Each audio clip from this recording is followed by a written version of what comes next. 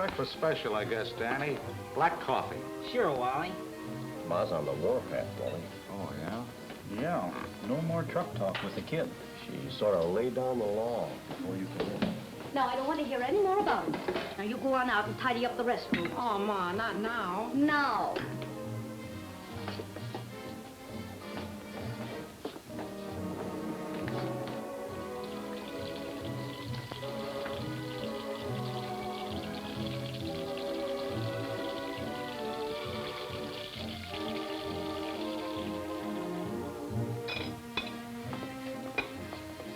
Mighty good, Ma. How do you feel today? Okay, Wally. But I got something to say, and I might as well say it, like I told the others. No more truck talk with my Danny, if you don't mind. Well, whatever you say, Ma, but how come? Wally, you've been coming here for years, and I like you. But Danny, well, he sort of idolizes you and your job. Well, all I know is he's nuts about trucks, and there's always a job for a good truck driver. I know, Wally, I know.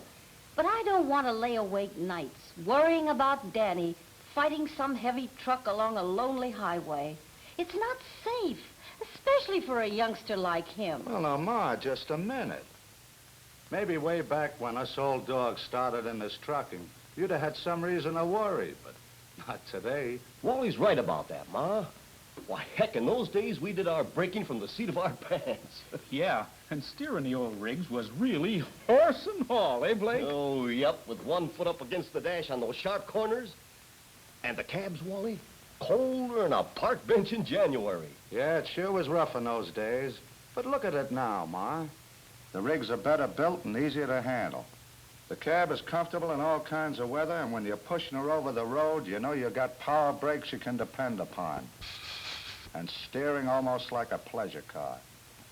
Then the job itself has changed. Used to be a tough racket, sure. But today we're part of a big industry. It's important and respected. A good living, Ma. Good pay and plenty of responsibility. And besides, they don't usually put kids like Danny on the big rigs. So if he really wants to do some trucking, he'll probably make out all right. That's what I've been trying to tell her, Wally. But she won't listen. What you got against trucking anyway, Ma? Oh, nothing, nothing. I just thought, oh, never mind. Look, kid, if you're dead set on doing a little driving, I mean if you don't want Ma to say I told you so, maybe some tips from the old hands here. Oh, gosh, Wally, what's so tough about driving a truck? Well, it's not as easy as it looks, Danny, with today's requirements. And there's a whale of a lot in doing the job right. There are truck drivers, period. And there are guys who take pride in their work. And some can get more out of a truck than others, just by driving it right. Take speed, for instance. Some of these young leadfoots are always figuring ways to beat the legal limits, knocking out their rigs so they can spend more time with some hash slinger and brag about their hotshot driving.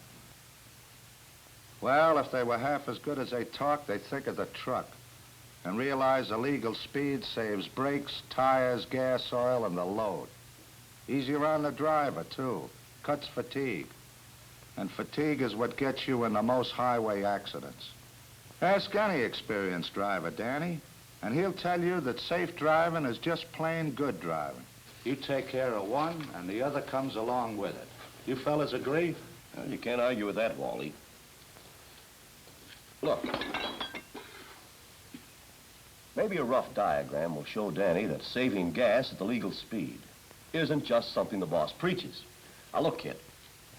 Let's make this line miles per hour, and this line pulling power in pounds.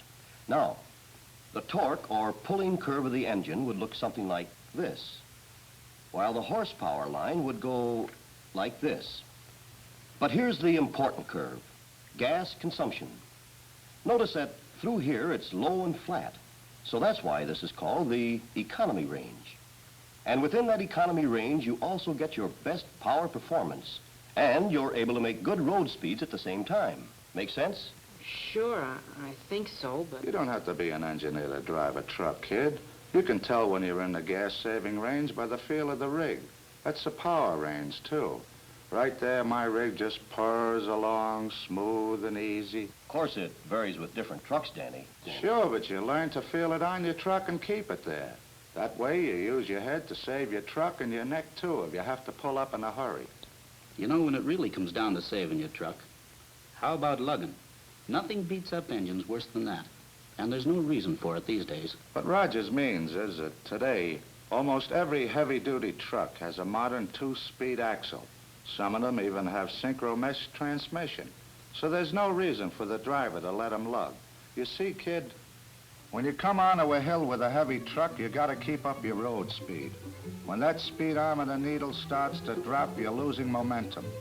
And the engine has to strain if you try to stay in the same gear.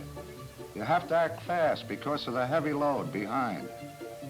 By itself, a tractor can glide along like a kid on roller skates. But with a heavy load, it takes plenty of power to get moving.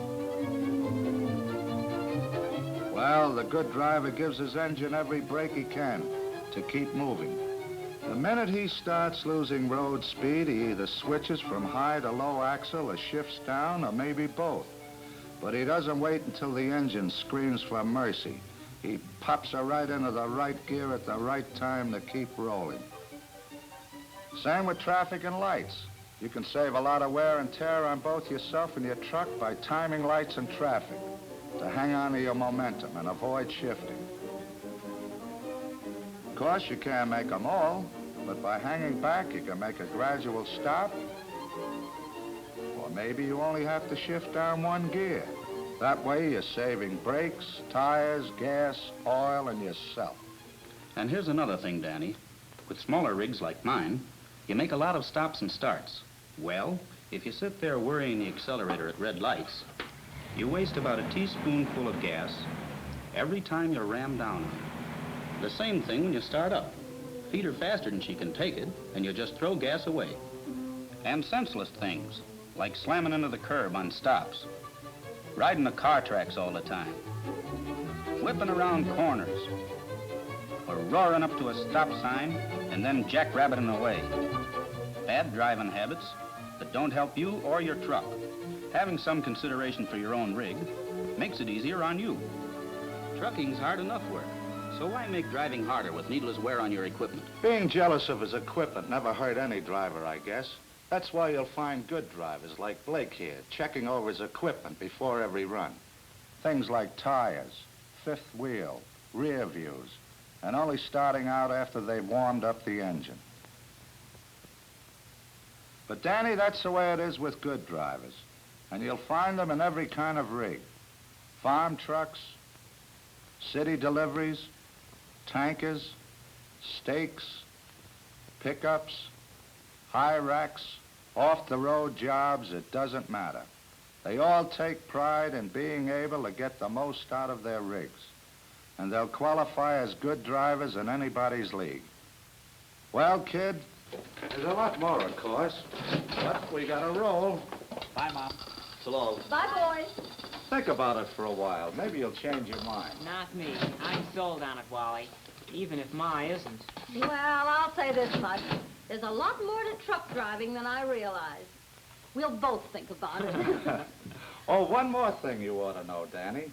The most important connection in any truck is the one between the steering wheel and the seat. Maybe you'll want to remember that, along with the rest of us.